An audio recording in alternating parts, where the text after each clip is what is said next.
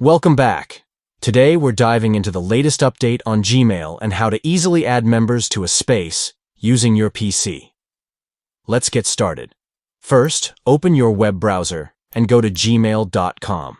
Once you're signed in, you'll see your inbox.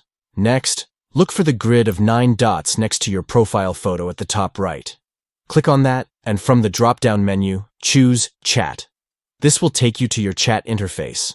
On the left side of the screen, you'll see a menu.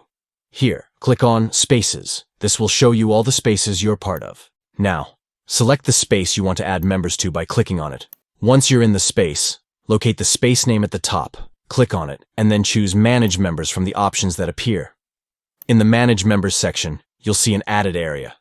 Click on the Add button to invite new members. Finally, enter the name or email address of the person you want to add. Once you've typed in their details, click Add to send the invitation. And that's it. You've successfully added members to your space in Gmail. This feature makes collaboration easier and keeps your conversations organized. If you found this tutorial helpful, don't forget to like and subscribe for more tips and updates. Thanks for watching, and see you next time.